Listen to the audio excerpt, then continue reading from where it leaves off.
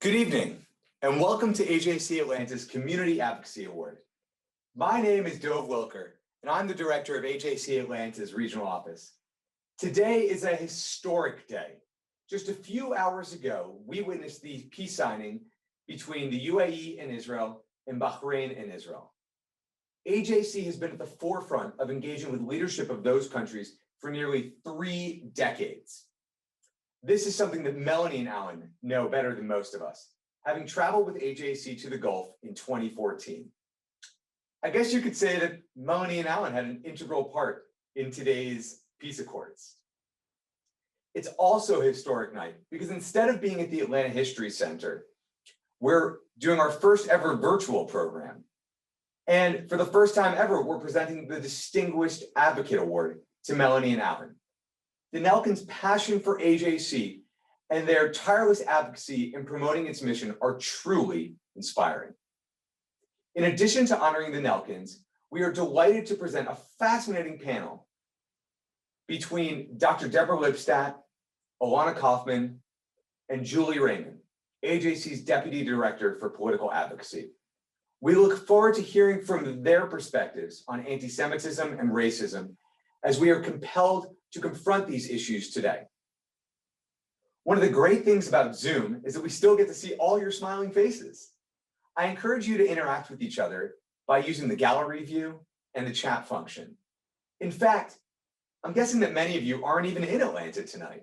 So perhaps you'll add a message into the chat about where you're Zooming in from, and even include a little note to Melanie and Alan. Now, throughout the program, you will hear about the Nelkins' inspiring leadership in our community. But on a personal note, their love for AJC and their commitment to sharing its mission far and wide has brought many new faces into our community. And they have continued to cultivate those relationships and create new AJC ambassadors. Melanie and Alan, thank you for allowing us to honor you this evening. We are forever grateful for tonight's opportunity. Now, it is my honor to introduce AJC Atlanta President, Eileen Engel. Thank you, Joe. We are delighted you joined us tonight to honor the Nelkins and to recognize all our donors who made the crucial work of American Jewish Committee possible. Our donors are listed on your program, and we'd like to show special appreciation for those who made gifts in honor of Melanie and Alan. In a normal year, we would ask our past honorees to rise and be recognized. I know you join me in acknowledging these community leaders who have played an integral part in championing AJC's place in the world and raising the profile of AJC in Atlanta. You all represent a remarkable group of leaders, and for that, we are truly grateful. We would also like to recognize the leadership who helped us envision creating this meaningful event. The dinner chairs, whom you'll hear from shortly, Candy and Steve Berman, Lois and Larry Frank, and Gabby and Mark Spat, as well as the host committee chairs, Linda and Richard Davis, Mimi Hall and Russell Gottschalk, and Jill and Rabbi Ron Siegel. When we started planning this event many, many months ago, we had no idea how the world would change. We thank you all for sticking with us and bringing your creativity and enthusiasm. I feel both humbled and fortunate to be able to be here as the president of the AJC Atlanta Regional Office. At AJC Atlanta, leadership is not a scarce commodity. In fact, it's pervasive. I want to thank our board members for their invaluable insight and dedication to AJC. Without all of you, the crucial work of AJC would not go on. And that work is supported by an incredible professional team, led by our regional director, Dove Wilker, who is also AJC's national director of Black Jewish Relations. Always available and considerate, our team here is the steady pulse of our mission-driven work. And this program would not be possible without the tireless efforts of Jen Pardee, Leah Gross, Julie Katz, Amanda Budd, and Zach Burnett. I would also like to thank our production team, Leslie Cleon, Ellen Jaffe, and David Goldstein, and a special shout out to Adam Hirsch, who lent us his video editing skills. And Melanie and Alan, I'll share more later about how I value your leadership and friendship. But right now, I'd like to invite Rabbi Emeritus of Temple Sinai, Rabbi Phil Krantz, to give tonight's invocation. Thank you, Eileen. I feel privileged and honored to be among those who are paying tribute to Melanie and Alan this evening. They have been cherished congregants and the most devoted friends over many, many years. And I warned you, Alan, right before I performed your wedding to Melanie that you were marrying a powerhouse. You were going to get involved and you were going to be a man of the world. I am so incredibly proud of your involvement in the community, an involvement which you take very seriously and which now is worldwide. I'm proud particularly of your involvement with the American Jewish Committee, an organization which has always won my heart. I'm proud, Melanie, of your presidency and of the fine work you continue to do. You are sincere, you are dedicated, and you are a fighter for what is right, and Alan has certainly become a member of your team. You have both taken on an international agenda, and it's what we wish for everyone in the Jewish community, to become involved, to care, and most importantly, to make a difference. Tonight is a special night for you, and what I'd like to do in ending my words is to say a blessing that we say at every special occasion, because we are most thankful that you are both here this evening. And with this blessing goes the hope that you will be here for many more years to come, in good health, surrounded by family, and active in the well-being of our community. Baruch atah Adonai, Eloheinu melech haolam, shehecheyanu v'kimanu, v'higianu lazman hazeh. Blessed are you, O God, ruling spirit of the universe, who has kept us alive, who has sustained us, and who has enabled us to reach this moment of joy. Mazel tov. Candy, what are we doing? We're being filmed to give a tribute at the American Jewish Committee's dinner. But who's being honored? Melanie and Alan. Oh, yeah. Melanie and Alan, who? Ha ha, very funny. I remember the first time I heard of Melanie Nelkin. I got an announcement that she was going to be the women's chair of the Federation campaign. I said to myself, who the hell is Melanie Nelkin? Boy, were you missing out.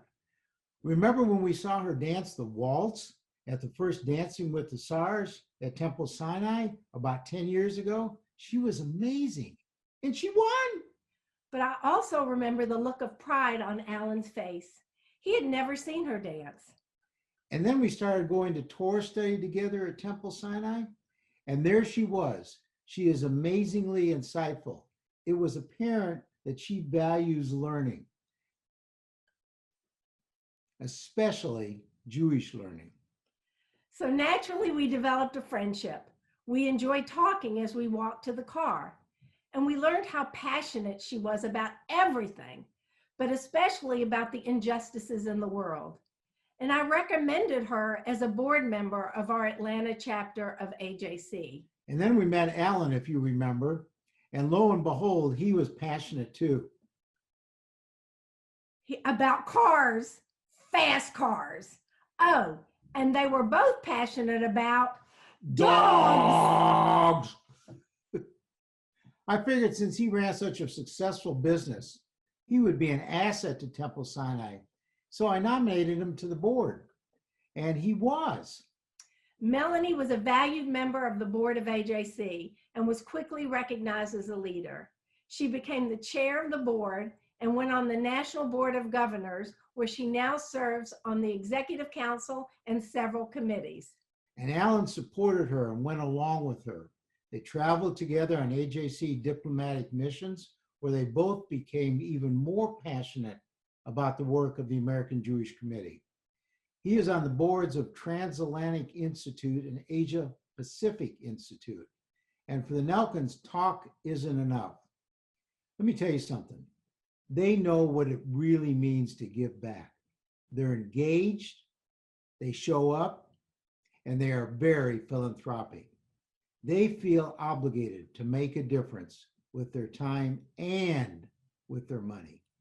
I don't know any two people, each in their own right, but especially together, who deserve this honor more. I only wish we could do this in person. Alan and Melanie, we are so grateful that you have touched the lives of so many. We salute you. Congratulations. Mazel tov.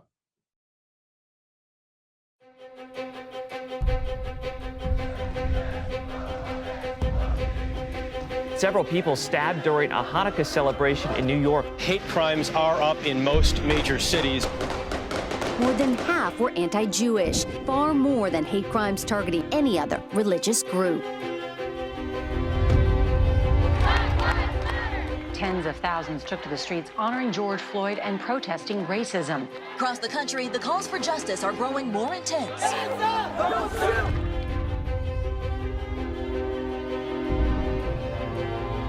Tensions still are high on Israel's northern border as Iran promises to punish Israel.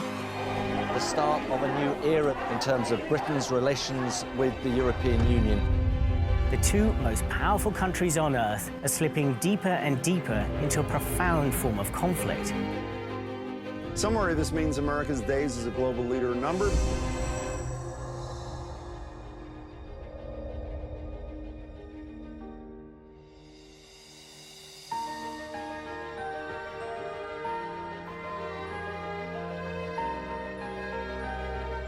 The issue of anti-Semitism in America today is serious enough that it should capture the attention of all political leaders of both parties.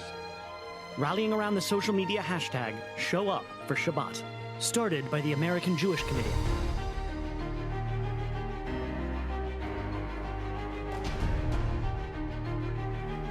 Germany banned all Hezbollah activity and designated the Iran-backed group a terrorist organization.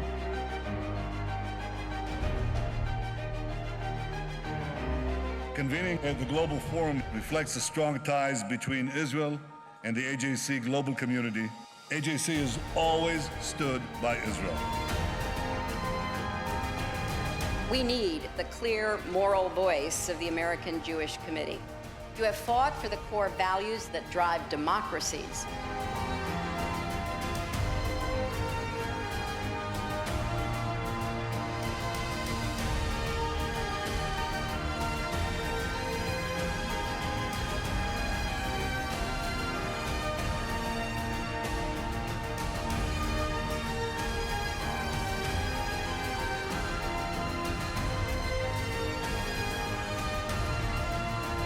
This is part of our Staatsräson, meaning the national interests of my home country. The security of Israel and the Jewish people are not negotiable to us. History has just been made here at the AJC Global Forum. And I want to announce the launch of the Congressional Caucus on Black-Jewish relationships.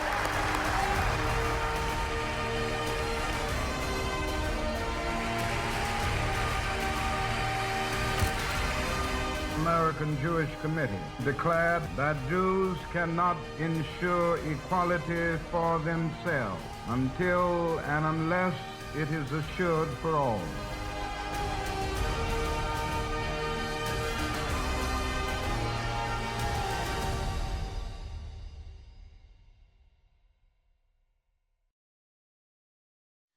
Good evening, we're Gabby and Mark Spat. It's great to know everybody is here tonight celebrating Melanie and Alan and their commitment to AJC and the Atlanta Jewish community. When they asked us to be a co-chair of tonight's event, we were honored, but it was a bit of a surprise too. However, the more we thought about it, the more meaningful it was to us, because we look at the Nelkins as incredible role models and examples of how to make a difference. We'd always heard you should each find your own philanthropic interest. During the pandemic and the ever more time we spend with our spouses, any opportunity to do something on your own rings increasingly true. Melanie and Alan never seemed to hear that advice, both with AJC as well as the RV in their driveway. AJC is so lucky, though, that they haven't listened to that, as the sum of their two is greater than its parts. As Gabby and I are a couple both very involved in AJC's work, it would be a true honor if eventually someone says to us, "You remind us of the Nelkins." Personally, I'm hoping it's someone who's looking into my garage at that exact moment. The Nelkins are also so influential because they bring complementary perspectives to the table. The combination of Melanie's leadership on the AJC National Executive Committee Board and Alan's international work with the Asia Pacific and Transatlantic Institutes are powerful. We also want to thank Melanie for her leadership as president here in Atlanta as it related to Access, AJC's young professional organization. Gabby and I have both been co-chairs of Access, and Melanie was a staunch supporter as president, offering her time, advice, and influence to help strengthen the next generation of AJC Atlanta and national leaders. She certainly didn't have to do that, and we could not have done nearly as much as we have, or be the organization we are today, without her. Lastly, it is their deep and abiding passion and humility that makes them so inspiring. They truly love AJC and the work that it does.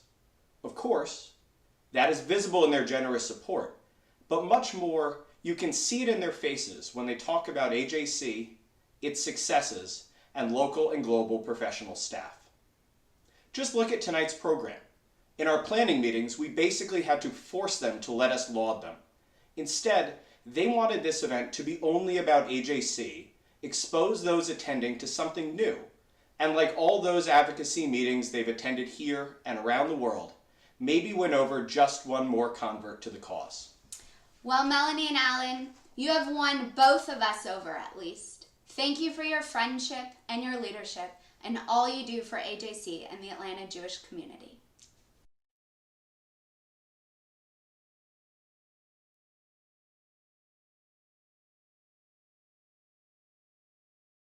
Good evening. Last week, AJC and the National Urban League joined together to launch a week of celebration of Black Jewish unity. During the week, we had conversations with the CEOs of both organizations, with prominent Black Jews, and with Black and Jewish clergy. We learned so much that week, but there's still so much to learn, so much to do. And that's why I'm thrilled that this conversation continues the momentum of Black Jewish Unity Week. It's also the perfect tribute to the Nelkins. They are people who see issues of concern or issues of injustice in our world, and they don't spend a week working on those issues. They dedicate themselves fully in words and in deeds to meeting those challenges. They chose this vital topic of how to combat anti-Semitism and anti-Black racism. And it's my great honor and pleasure to have this conversation with you, Deborah and Alana, in honor of Melanie and Alan Nelkin, and of course, for all of us who understand the gravity of these issues and are now spurred to action. Deborah, you are a giant in the field of anti-Semitism. You have been studying the history of anti-Semitism and its contemporary manifestations for decades. From your vantage point, what are we seeing now in the United States? We know there's been a rise in domestic anti-Semitism in the past 5 years. What's your understanding of why this is, and how it is that we're seeing something today that's actually quite different from 20 or 30 years ago?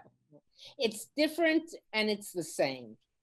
First of all, thank you again for this opportunity. I have a special place in my heart for AJC, which was the organization, and the leadership of the organization was pivotal, to use a word that is very in now or very much overused now, but was pivotal during my trial and in the lead up to my trial before we knew how important the trial would be. And I am exceptionally grateful. And so I'm grateful for this opportunity as well. Now, to turn to the issue.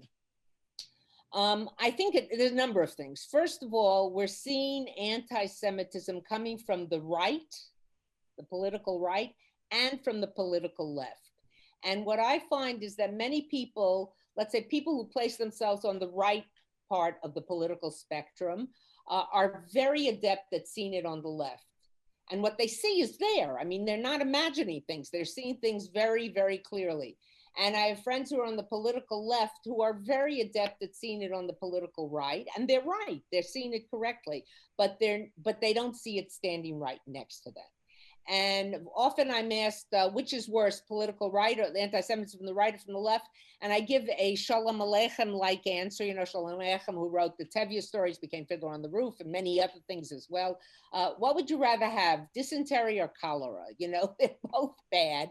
One is more structural. From the left, it tends to be more structural. And from the right, it tends to be more violent.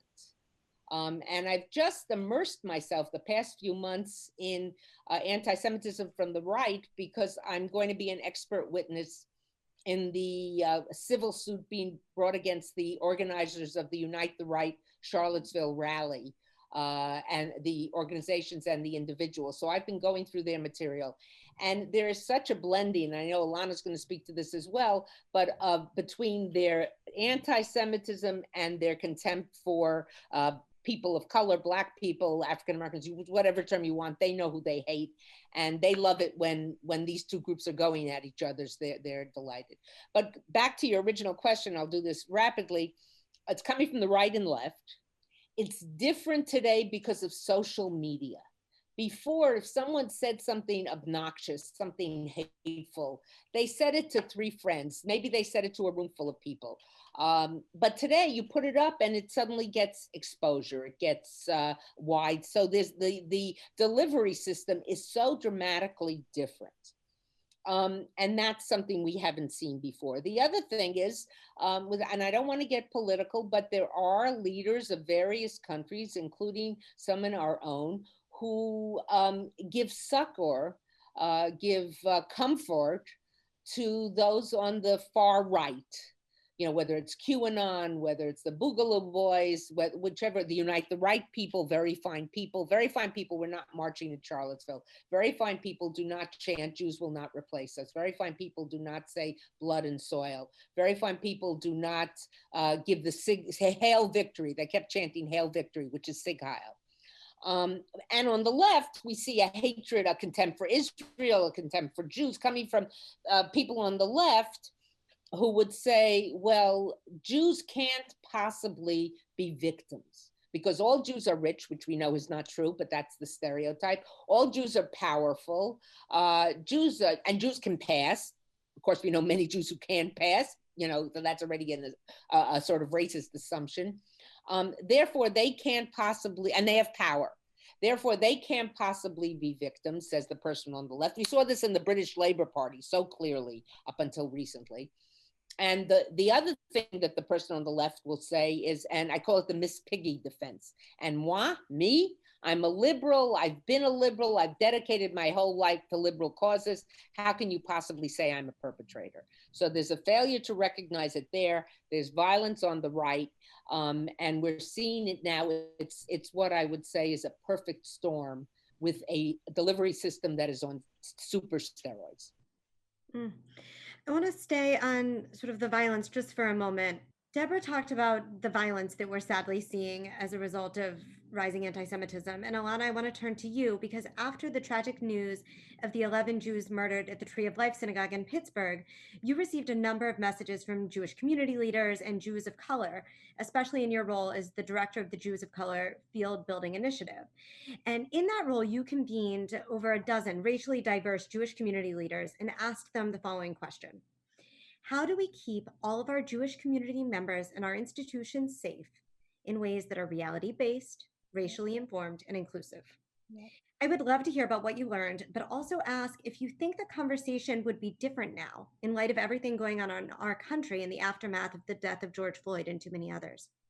Oh, what an important question, Julie. Thank you, first of all, for the invitation. Deborah, it's a privilege to spend this time with you, and Julie, and JC, thank you so much. What a wonderful question. You know, when we convened Jews of Color after the tragedy that happened in Pittsburgh, we learned, I'd say, like 3 top line things.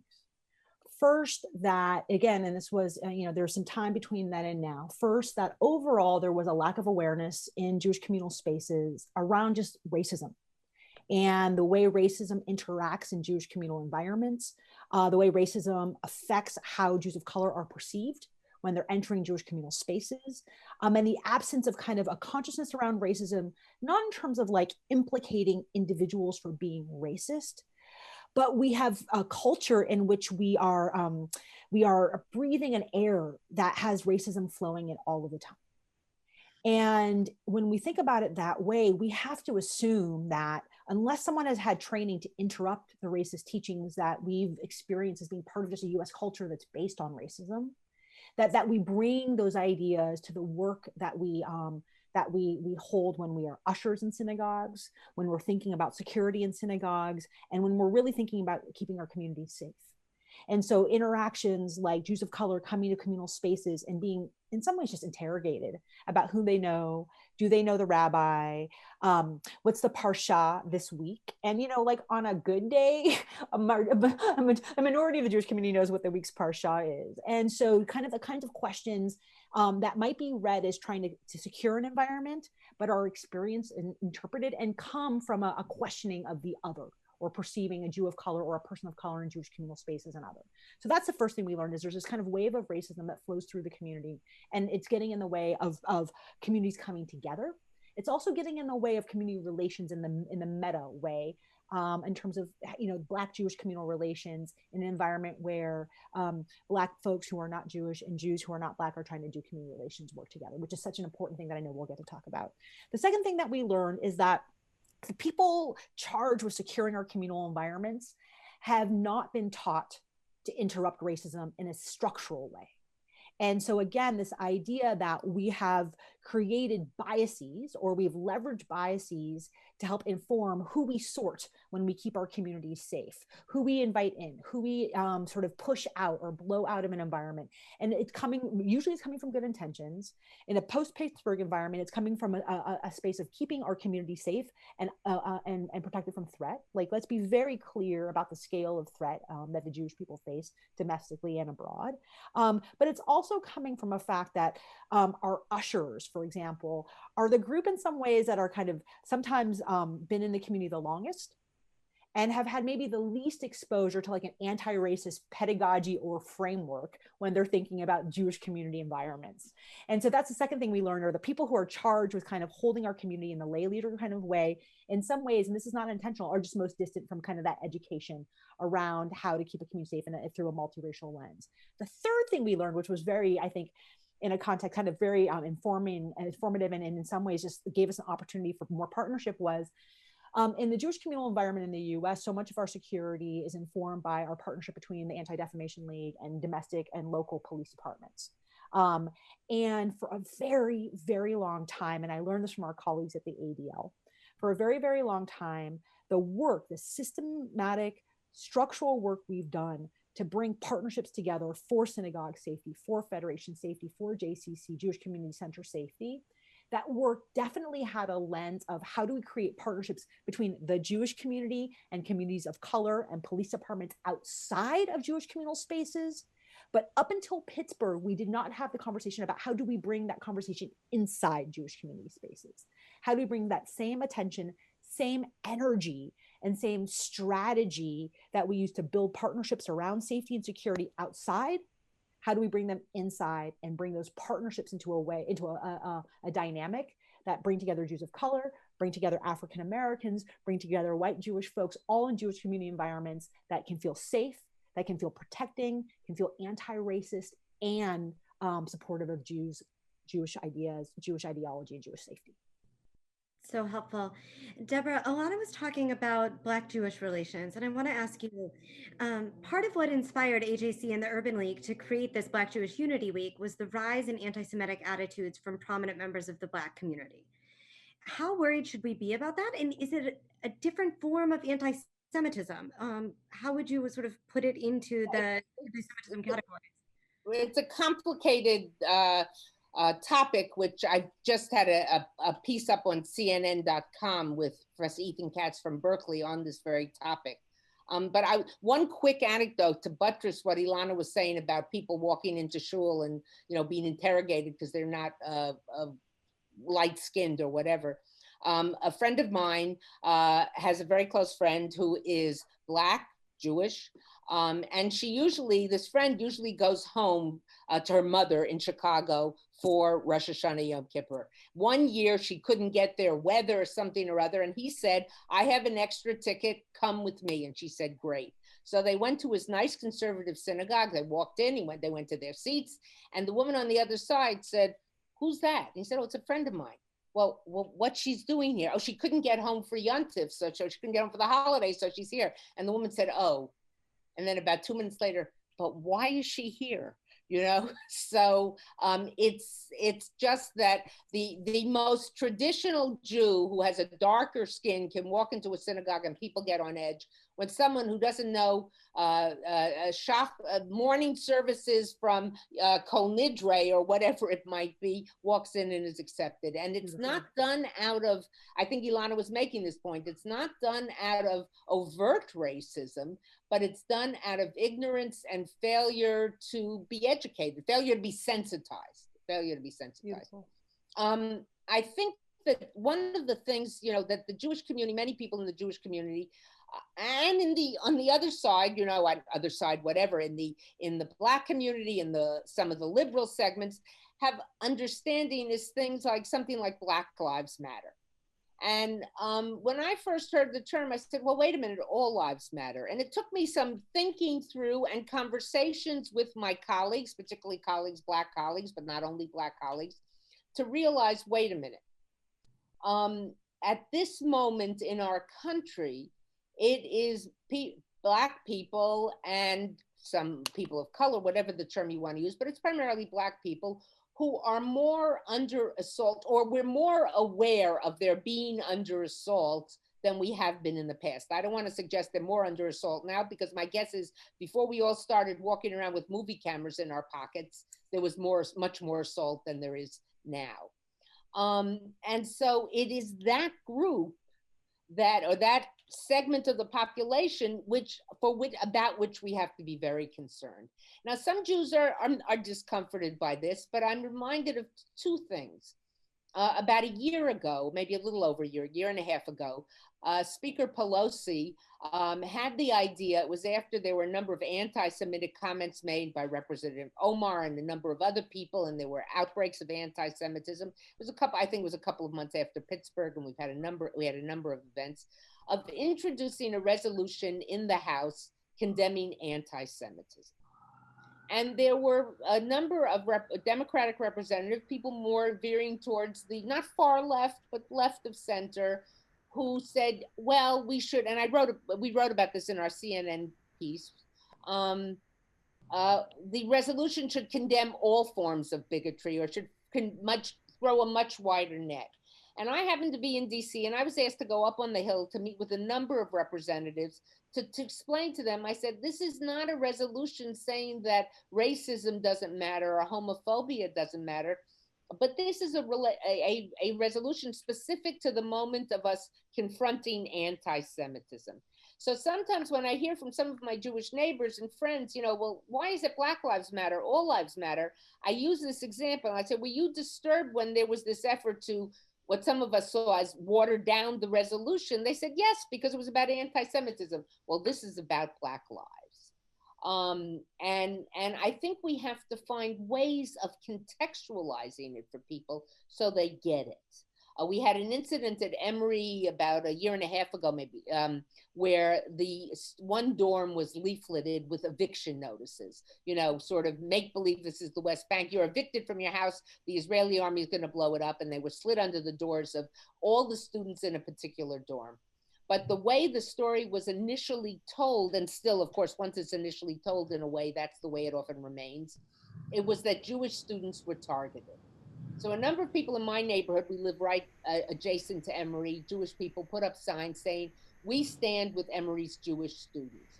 So I have I have many non-Jewish students, but one non-Jewish student who has studied with me a lot. And she said to me, I passed that sign on my way to campus. Don't they stand with all of us?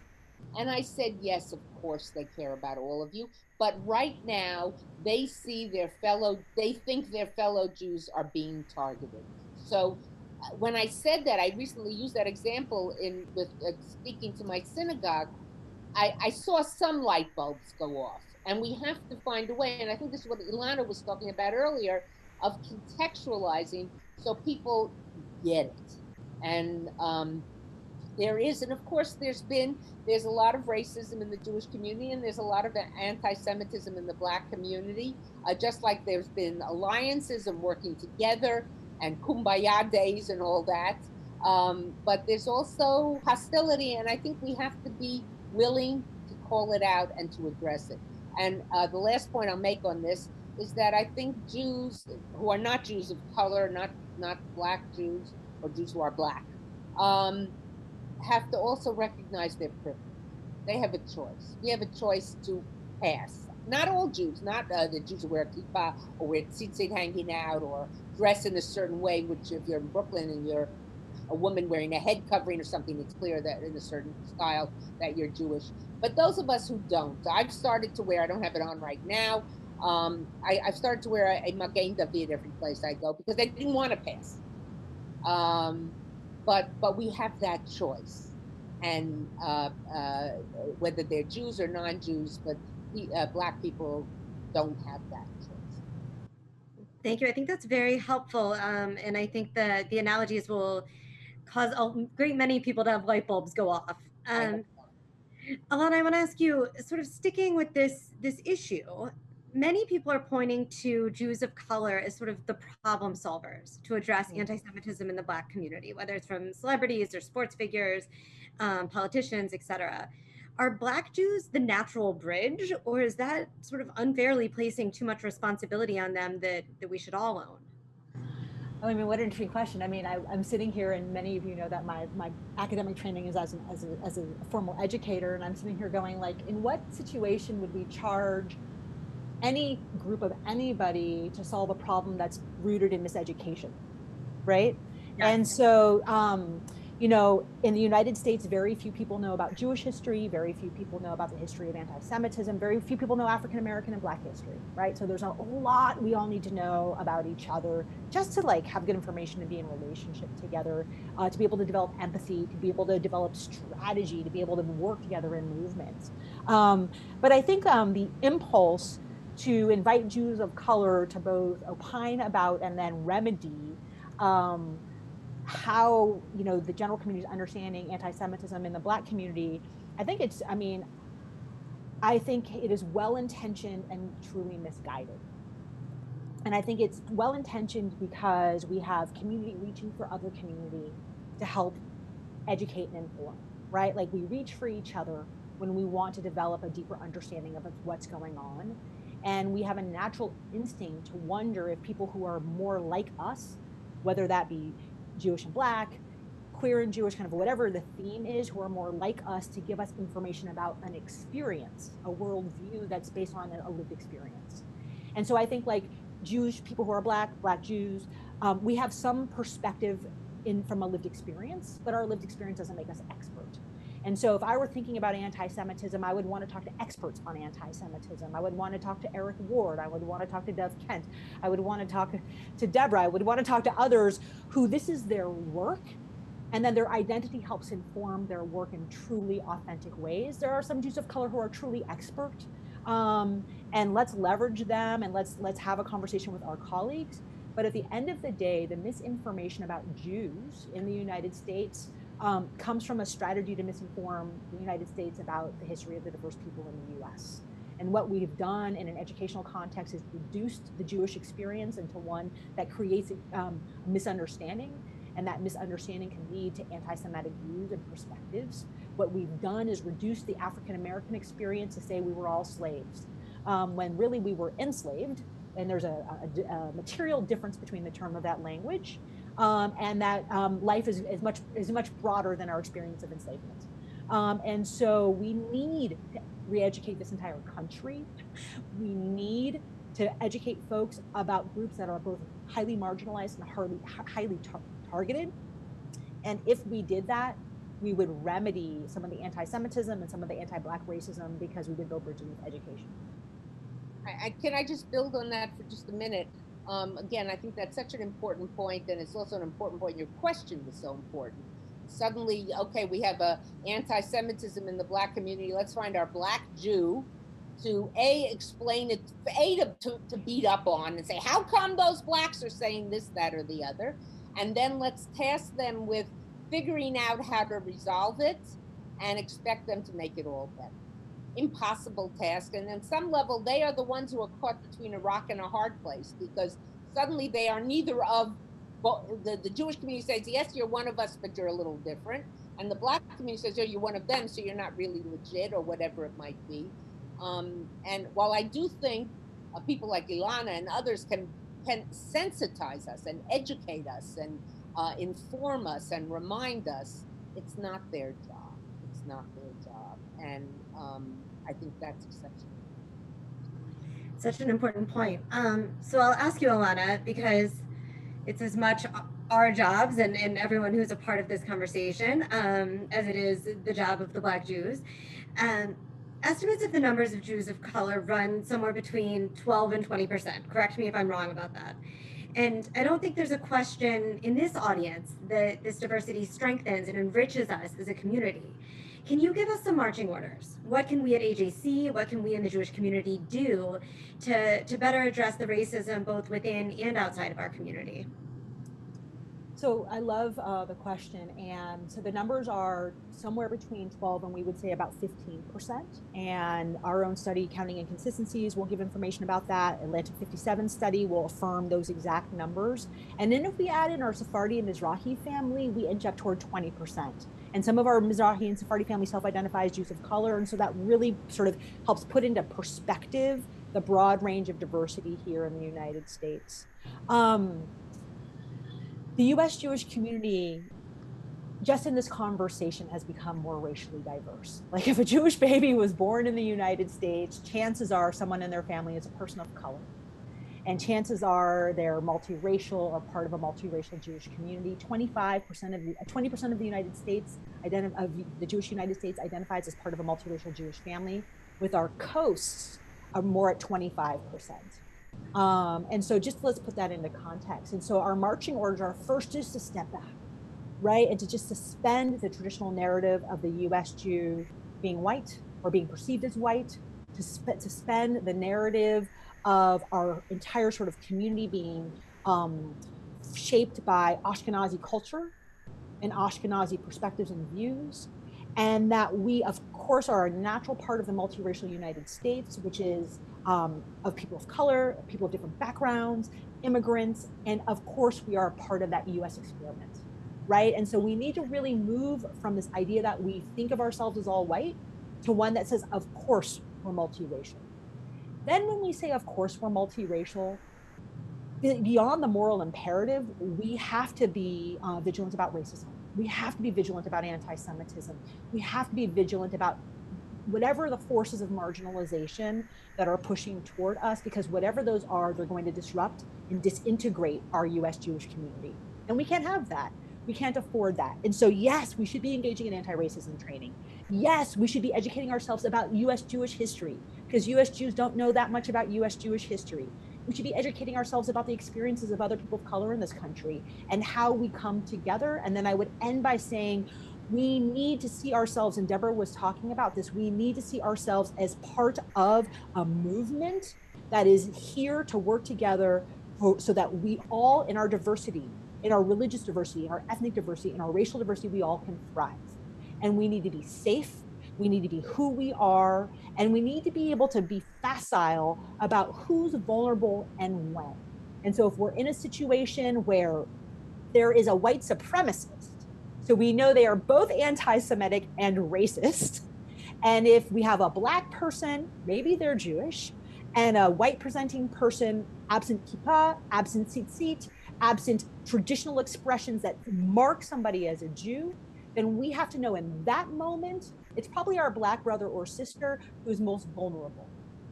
We can just go to a different neighborhood and we have an African-American person and a Jewish person, and the Jewish person might have visible expressions of Jewish life, they might be most vulnerable.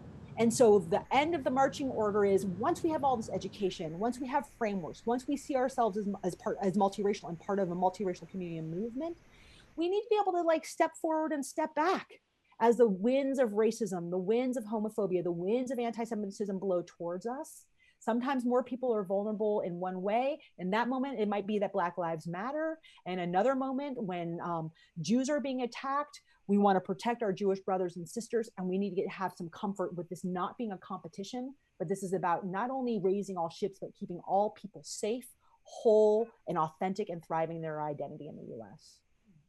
You know, again, I know you have another question, but I want to just affirm that.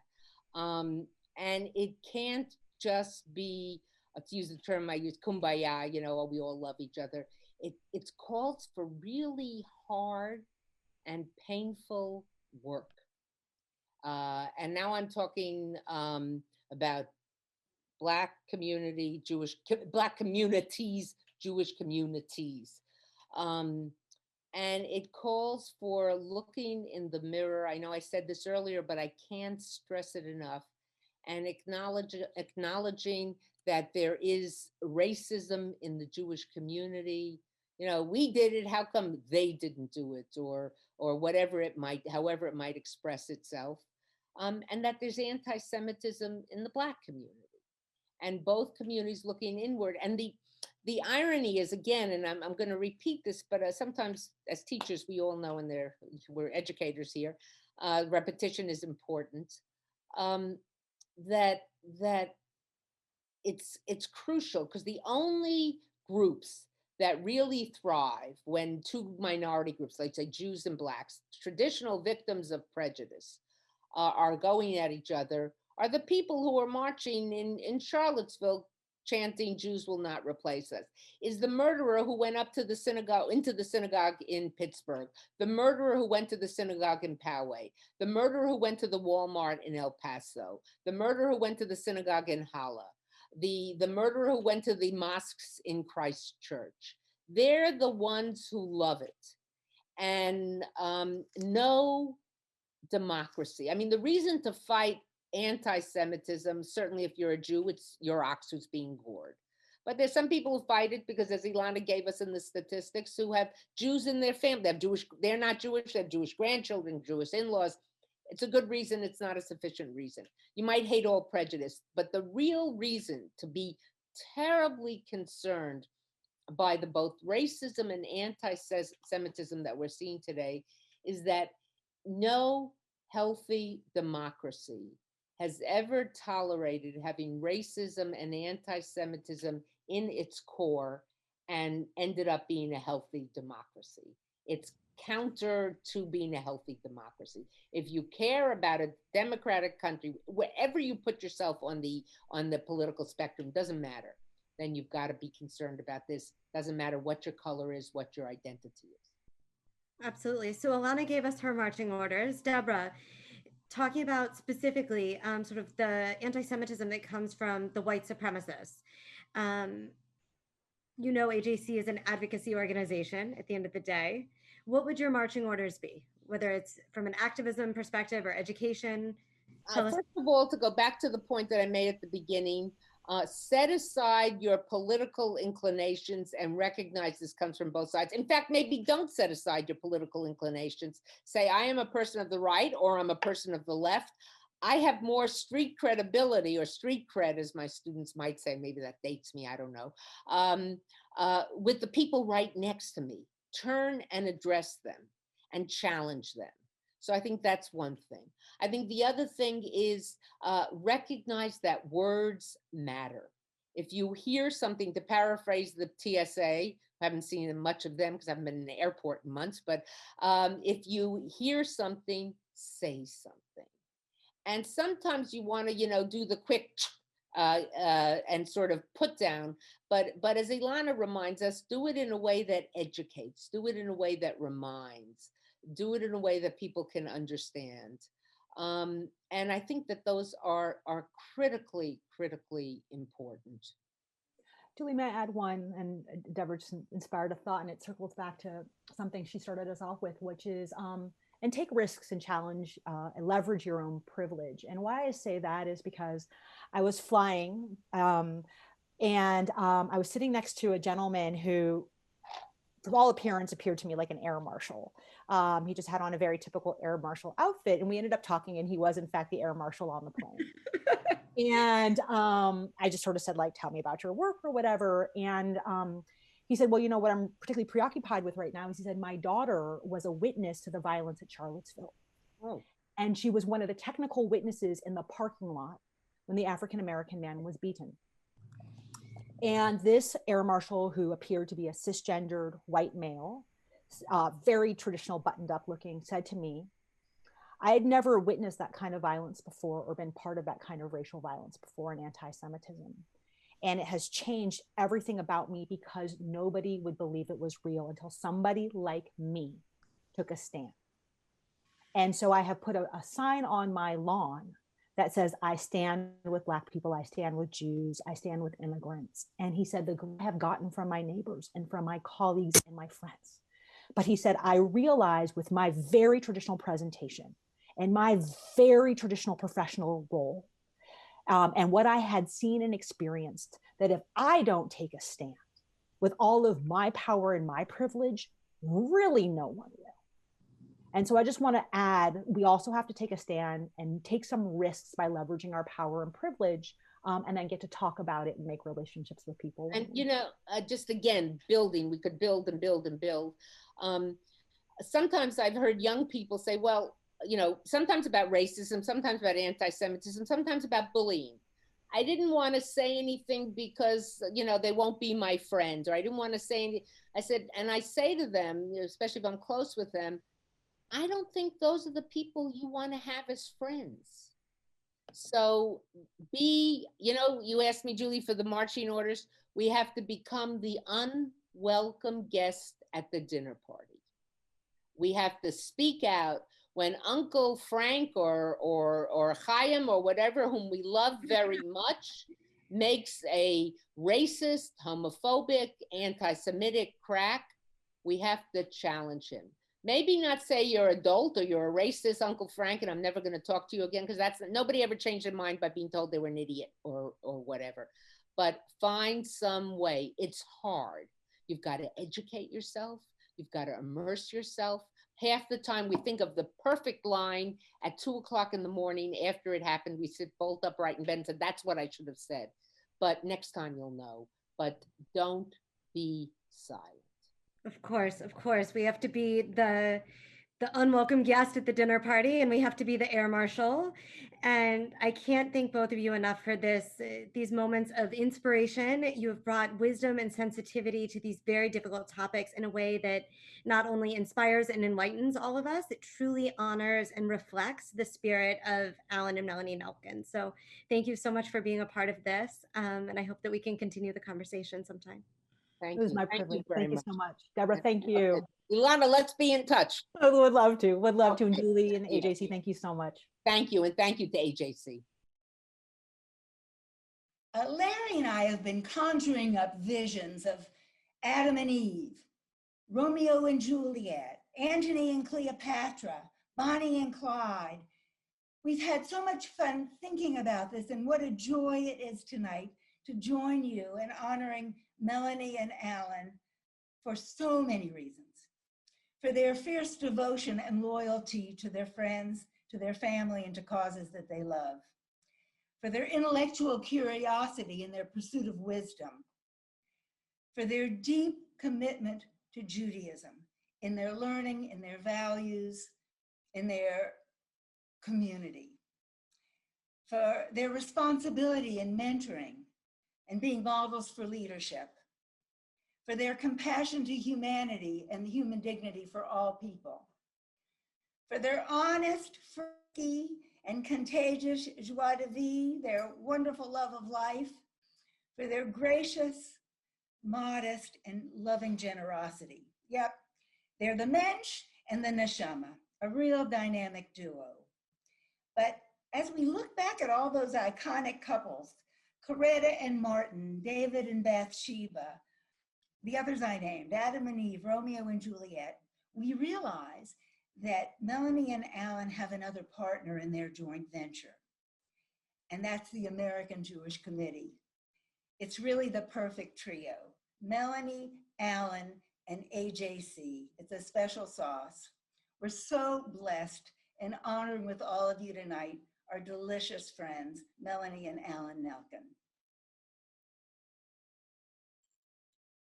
Melanie and Alan, there's not much more I can add to these beautiful and heartfelt tributes from Lois and Larry, Candy and Steve, and Gabby and Mark. But as we know, one can never show too much gratitude.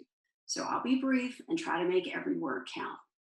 AJC Atlanta would not be where it is today without you both. We heard from our chairs all the work, time, effort, and treasure you have given with your heart and your souls to AJC. You both have been such dear and supportive friends to me in this role and personally over these last few years. Please know how much that truly, truly matters.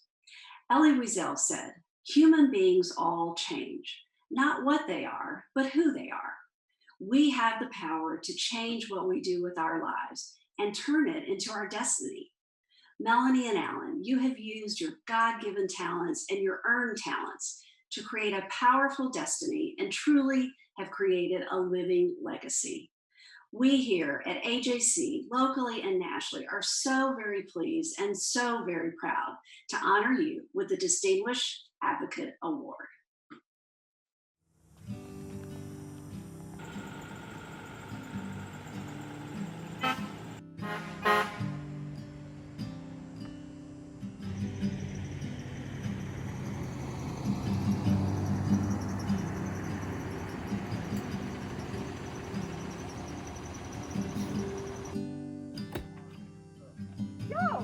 What are you doing here? Oh my God, Melody and Alan! I can't believe I got you. It's incredible. How did you know we were here? I had no idea. I ran across the entire United States to get to Colorado so I could give you something. We can't get away. This is really advocacy anywhere. Oh my God, let me see if I can get this out of my bag for you. Oh, let's see here. What do we got? Oh, it was a long run. Was it a good drive? Oh yeah, we're having a blast. Seems like we just left this morning. Oh, look at oh my God, look at this. I'm so honored to present you both with the first ever Distinguished Advocate Award. Wow. Oh my God. Thank you so much. Sweetheart. Wow. That is beautiful. That is so beautiful. Oh, absolutely gorgeous. I'm so happy. We love ATL. We love you guys. Take it again. Thank you, Joe. Thank you, Joe. Oh, I'm so glad I caught you. Time to go. It's a long ride. Drive safe. Take care. We'll see you later. Bye. Bye.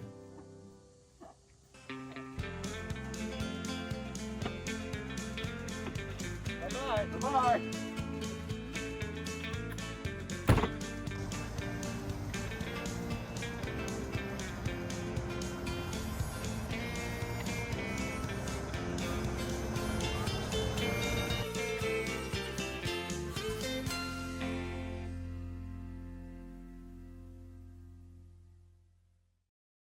Welcome to Colorado. We hope everybody is feeling well tonight. Thank you all for this very special AJC honor. Melanie and I humbly accept this beautiful award with deep appreciation for your recognition. We hope you enjoyed tonight's program, focusing on two of the most serious issues we face today. Many thanks to Deborah Lipstadt, Alana Kaufman, and Julie Fishman-Raymond for expanding our understanding of anti-Semitism and anti-Black racism. Conversations like this are high priorities for AJC. We couldn't end this night without thanking some very special souls who represent AJC leaders, mentors, staff, and tonight's sponsors. This isn't exactly April at the History Center, but a lot of creative thought and planning went into repurposing this event into a virtual one. We are forever grateful to our dinner chairs, Candy and Steve Berman, Lois and Larry Frank, and Gabby and Mark Spat. You all have an extraordinary talent for making a couple feel pretty special. And we all wouldn't be here without our tribute committee chairs, Linda and Richard Davis, Mimi Hall and Russell Gottschalk, and our Rabbi Ron and his wife, Jill Siegel. Sending heartfelt thanks to our dear friend and rabbi, Phil Kranz, for the beautiful invocation. Phil is also a lifetime member of the AJC Atlanta Board of Counselors. And we know full well how fortunate we are to have had so many of you sponsor tonight's event. Thank you, thank you, thank you. What about the amazing AJC Atlanta staff? Dove Wilker, Jen Pardee, Julie Katz, Leah Gross, Zach Bernath, and Amanda Budd.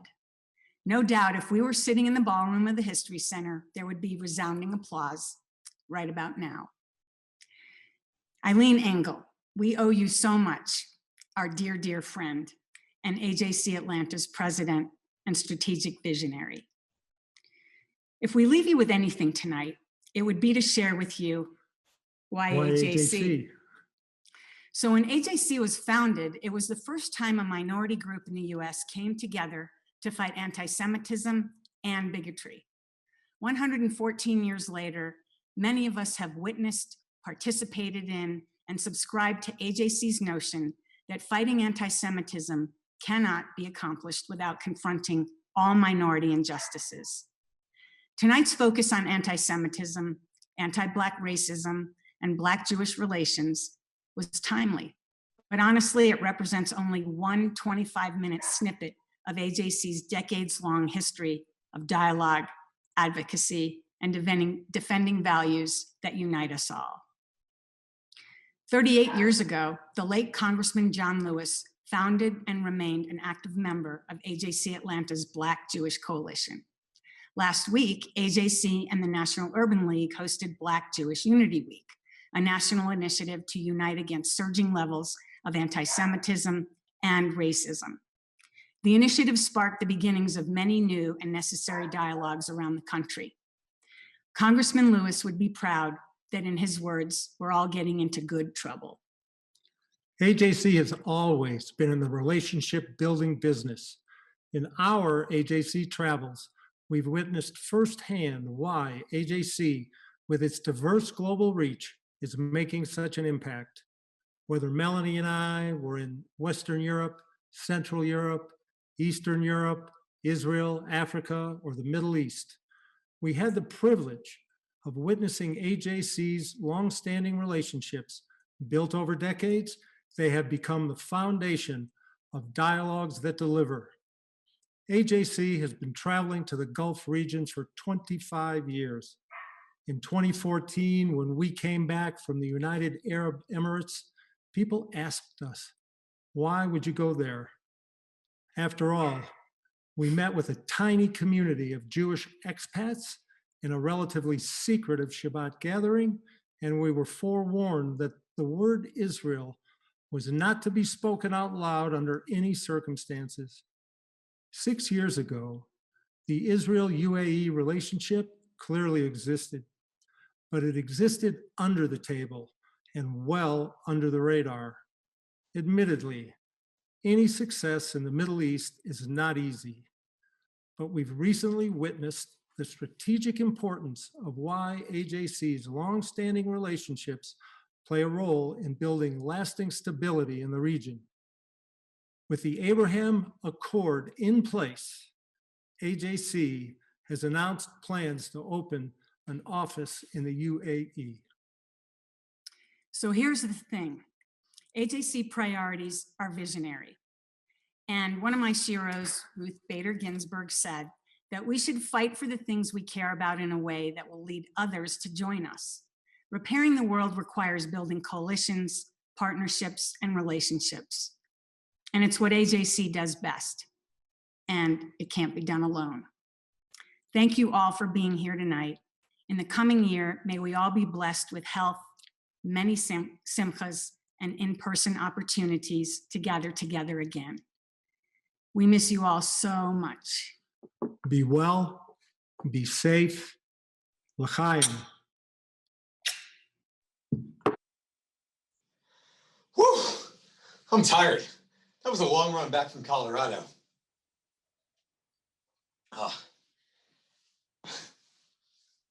Thank you, Melanie and Alan, for your leadership and dedication. What a beautiful evening and tribute and honor to you both.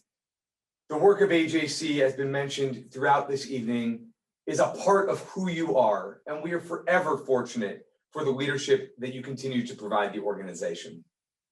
Thank you to our dinner leadership for making this night exceptional. And thank you to all of you who joined us and participated throughout the program. Whether it was through the chats or the smiling faces that we got to see, we are grateful for everything and everyone who was with us this evening. As you heard on the program at the beginning of the panel, last week was Black Jewish Unity Week. It was a special program between the National Urban League and AJC. And as a part of the program, AJC's Director for Interreligious Affairs, Rabbi Noam Marins, wrote a special prayer about Black and Jewish unity. We're going to close tonight by watching a video of the prayer being read by many of our members of Access from across the country. It's a real testament to the work of AJC and to the leadership of our Atlanta office that we are able to have so many young people involved with the organization.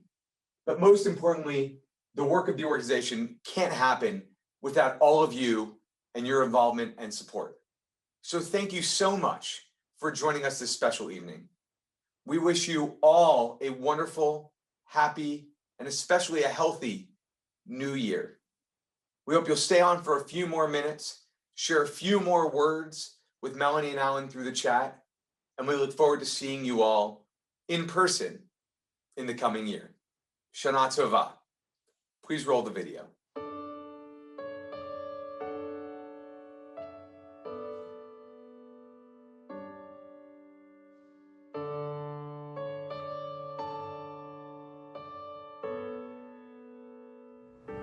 God, creator of all, we pray that our people, Blacks and Jews, come together once again in unity.